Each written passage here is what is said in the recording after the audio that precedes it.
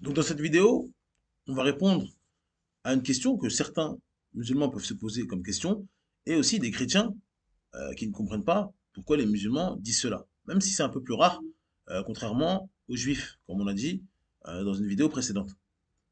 La question c'est, pourquoi les musulmans considèrent les chrétiens comme des associateurs, comme des polythéistes? Il y a beaucoup de causes, il y a beaucoup de choses qui font que c'est des associateurs, des mécréants. Mais les plus connus, c'est bien sûr la Trinité. Et Allah Azzawajal dit, لقد كفر الذين قالوا إن الله ثالث ثلاثة وما من إله إلا إله واحد وإن لم ينتهوا عما يقولون ليمسن الذين كفروا منهم عذاب أليم. dans la sourate 5, au verset 73, d'après la traduction approximative, Allah Azzawajal dit, ce sont certes des mécréants, ceux qui disent, en vérité, Allah est le troisième de trois, alors qu'il n'y a de divinité qu'une divinité unique. Et s'ils ne cessent de le dire, certes, un châtiment douloureux touchera les mécréants d'entre eux. Donc ça c'est clair. Allah a rendu mécréants les chrétiens à cause de leur croyance vis-à-vis de la Trinité.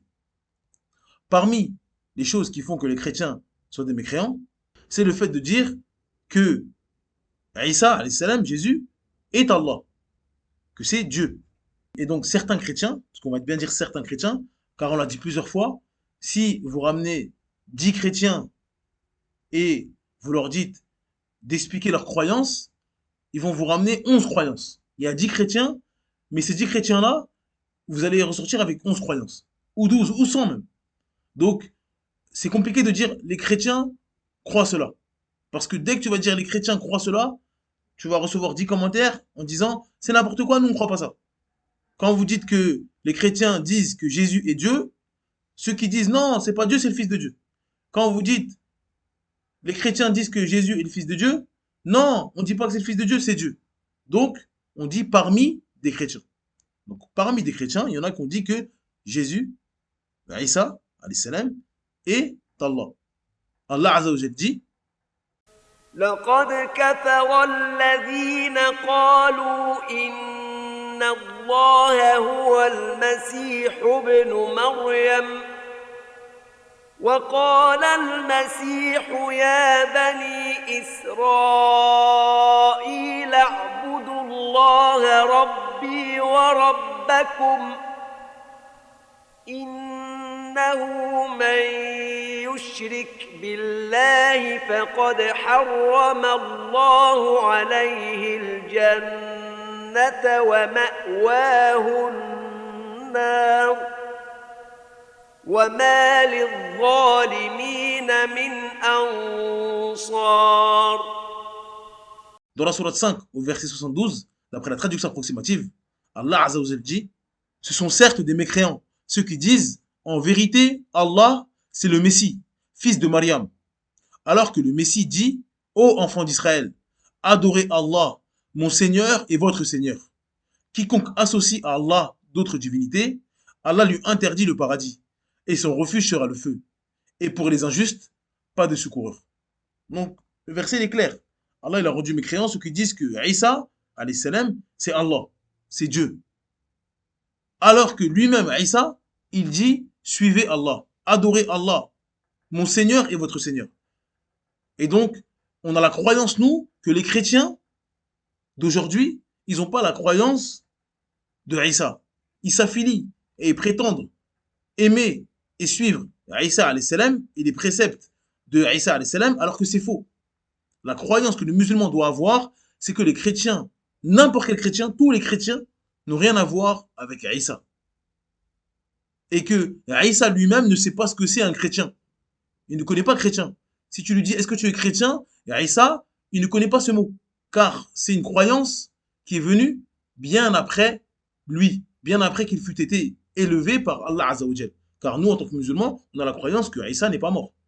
On a la croyance qu'il est vivant. Eux ont la croyance qu'il a été tué et qu'il a été ressuscité. Mais encore une fois, si je m'arrête là, on va pas me croire. On va me dire, tu dis n'importe quoi, tu connais rien, reste à parler d'islam et parle pas du christianisme. Donc encore une fois, on va écouter un prêtre qui est censé avoir la connaissance sur le christianisme et il va nous dire qu'est-ce que le christianisme? C'est quoi être un chrétien? Et à travers ces paroles, on va voir que les chrétiens sont des mécréants et ils n'ont rien à voir avec Jésus. Et c'est mieux que c'est lui qui le dise plutôt que moi tout seul. Il y a beaucoup de personnes qui se disent chrétiennes avec parfois beaucoup de différences dans ce qui est cru ou pas. Donc ça vaut peut-être le coup de remettre le point. Chrétien, c'est un terme qui, historiquement, est apparu à un lieu précis, Antioche, à une époque précise, 1er siècle, dans une communauté précise, celle que dirigeait saint Paul. Donc ça, c'est ce que vous dit les Actes des Apôtres dans la Bible 11, 26. Donc un chrétien, c'est quelqu'un qui suit la même foi que cette communauté de chrétiens à Antioche, dirigée par saint Paul. En gros, ça veut dire qu'il croit dans la Trinité, un Dieu qui est à la fois Père, Fils et Saint-Esprit, que le Fils de Dieu s'est incarné en Jésus-Christ, qui est mort et qui est ressuscité, et qui a fondé une Église. Au sens large église, mais par exemple les protestants, les catholiques et les orthodoxes croient que Jésus-Christ a fondé une église. Tout ça, ça a été résumé dans ce qu'on appelle le credo. Je crois en Dieu, le Père Tout-Puissant, Créateur du ciel et de la terre, etc. Si vous êtes capable de le dire, ça fait de vous un chrétien, donc par exemple les orthodoxes, les catholiques, les protestants. Si vous n'êtes pas capable de le dire, ça vous exclut du christianisme. Par exemple les témoins de Jéhovah et les mormons. Donc dans cette vidéo, ce prêtre-là, il nous dit que être chrétien, ça signifie suivre des gens qui sont apparus à Antioche. C'est le fait de suivre des gens, un groupe de personnes, avoir la même croyance qu'eux, et ces gens-là, ils sont apparus à Antioche. Antioche, c'est la Turquie actuelle, proche de la Syrie. Donc, imaginez-vous bien, Jésus, ils ont la croyance qu'il est né à Nazareth, et qu'il est en Palestine, à Jérusalem, etc. Bethléem, c'est cette zone-là. Donc, ça n'a rien à voir avec Jésus, le fait de suivre des gens qui sont à Antioche. Et il dit, au 1er siècle, donc 100 ans après l'avènement de Jésus. Donc 100 ans après Jésus, dans un endroit qui est éloigné de là où a grandi Jésus de plusieurs milliers de kilomètres, et il dit que ces gens-là, ils ont formé une église qui était dirigée par saint Paul.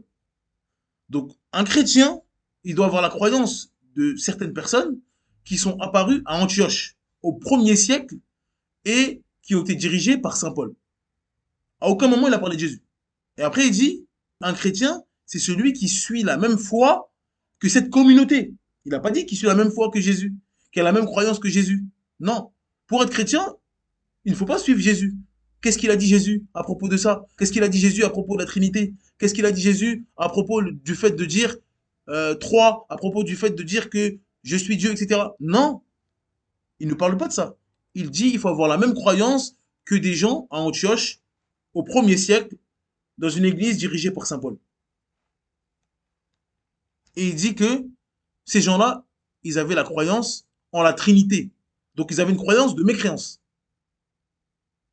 De mécréance. Parce qu'il dit, eux, ils avaient la croyance de la Trinité. Mais est-ce que Jésus a la croyance de la Trinité? C'est ça qu'on aimerait bien savoir. Parce que c'est quand même un modèle. C'est pas un modèle qu'il faut suivre, Jésus? Je pense que si. Parce que dans beaucoup de choses, il dit non, on suit les préceptes de Jésus. Mais est-ce que Jésus a dit suivez la Trinité? Eux-mêmes, ils disent que la Trinité n'est pas mentionnée dans la Bible.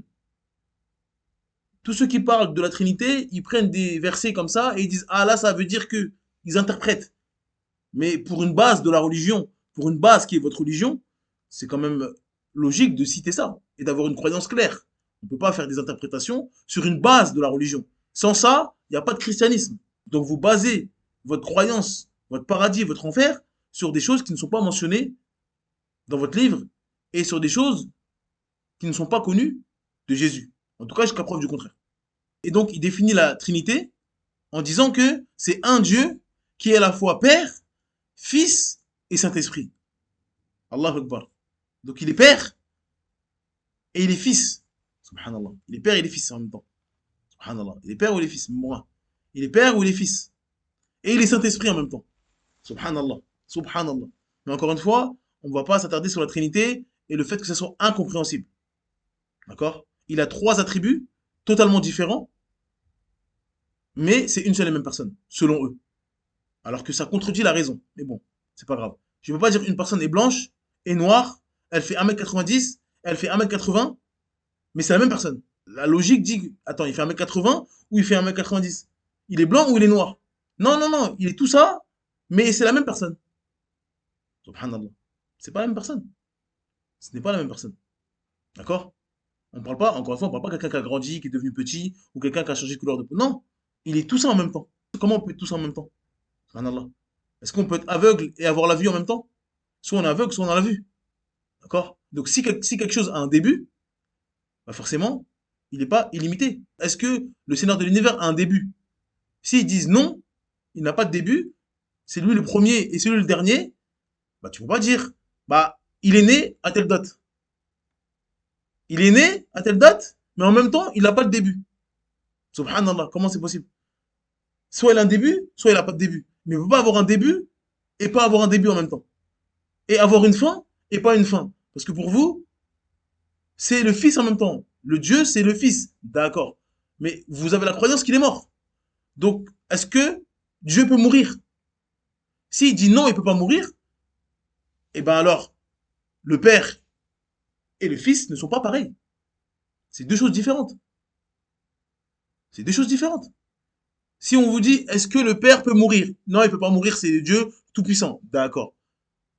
Qui est Jésus? Jésus, c'est le Fils. C'est Dieu. S'il dit oui, c'est Dieu, on dit, mais vous dites qu'il est mort. Donc pendant un moment, dans l'univers, Dieu est mort. Ou alors, le Père était au-dessus des sept cieux, vivant, et sur terre, Dieu également, là ça fait un ou deux là. Subhanallah. Si vous me dites non, quand Jésus est mort sur terre, le Dieu au-dessus des sept cieux était mort. Non, ils vont pas dire ça. Ils vont dire non, il est immortel, le Père. Mais vous dites qu'il est mortel, le Fils. Et que c'est Dieu. Subhanallah. C'est un Dieu en trois. Subhanallah. Bref, si on commence à détailler, notre cerveau il va exploser. Comme on l'a vu dans une vidéo précédente, il a fait au début de sa vidéo quand il a voulu expliquer la Trinité, en signe d'explosion. Oui, c'est exactement ce qui se passe dans notre tête quand on veut expliquer la Trinité. Et donc il dit, c'est un Dieu qui est à la fois Père, Fils, Saint-Esprit. Que le Fils de Dieu s'est incarné en Jésus. Qu'il est mort. Subhanallah. C'est un seul Dieu qui est Père et Fils. Donc, Fils, il y a Jésus dedans. Mais il est mort. Et qu'il est ressuscité. D'accord? Et qu'il est ressuscité.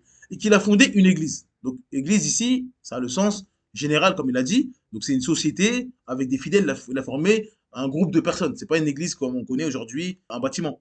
Plutôt une société avec des gens qui suivent, des disciples. C'est ça qui est voulu par église. Donc là, il nous a défini ce que c'est un chrétien. Donc tout musulman qui a la raison comprend pourquoi on doit avoir la croyance qu'un chrétien est un mécréant. Il n'y a pas de chrétien qui va au paradis. Il n'y a pas de chrétien qui va au paradis. Pourquoi? Parce que pour être chrétien, comme l'a dit ce prêtre-là, il faut croire que Allah est trois.